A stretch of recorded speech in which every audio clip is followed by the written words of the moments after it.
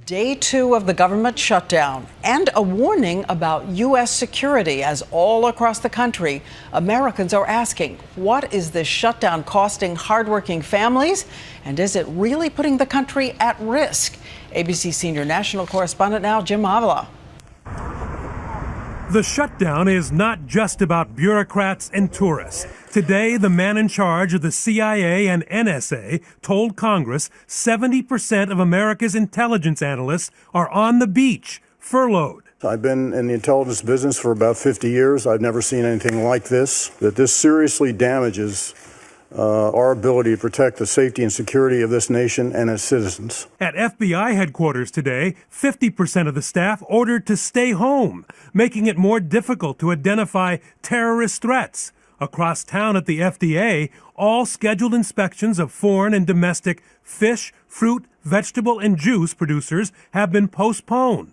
At the CDC, researchers are not tracking outbreaks of food poisoning. Less than a third of the CDC scientists are on the job. One official telling ABC News it's mind-blowing that our world-renowned scientists can't look at their BlackBerries today. Home buyers applying or waiting for FHA-backed mortgages are already suffering. We're in this hotel for who knows how long. In Fort Wayne, Indiana, the Reed family loan stuck in the pipeline, awaiting final approval from government employees not at work. Critical social programs such as WIC, which provides 9 million moms with money for infant formula and baby food, have been deemed non-essential. How am I supposed to get the extra $200 a month to pay for formula? And Head Start is beginning to shut down across the country.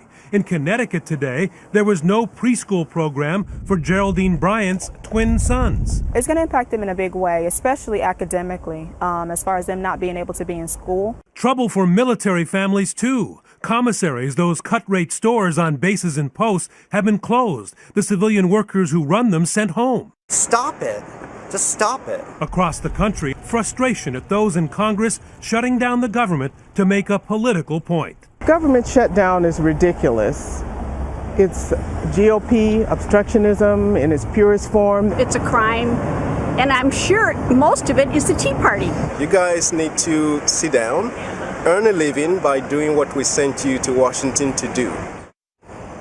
Plenty of disgust across the country, and in fact, this is having a broad impact on the American economy. $1.6 billion a week being lost, $300 million a day, and $12.5 million every hour lost due to productivity. Diane? Every hour. Thank you, Jim. And we do want to know more of what you want to tell Washington. So send us an Instagram video with the hashtag #TellWashington. As we return back to that drama inside the White House, a kind of presidential huddle with congressional leaders of both parties. So anything accomplished? ABC's chief White House correspondent Jonathan Karl now with the latest on what he's hearing. John.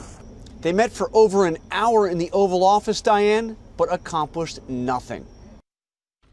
Speaker of the House John Boehner emerged from the West Wing saying the president refused to negotiate. The president reiterated one more time tonight that he will not negotiate. All we're asking for here is a discussion and fairness for the American people under Obamacare. The president told Republican leaders he won't negotiate on Obamacare or anything else until they agree to reopen the government and raise the so-called debt ceiling, allowing the government to borrow more money. If that doesn't happen by October 17th, the U.S. government will face its first ever default with catastrophic economic consequences. Senate Leader Harry Reid warned it could happen. You're in that meeting, you more than an hour. What is your sense? How real is the danger that the country may default? I think that it looks like these people are headed where they want to go. Shortly before the meeting, President Obama suggested unreasonable Republican demands have left him at wit's end. Am I exasperated? Absolutely, I'm exasperated because this is entirely unnecessary.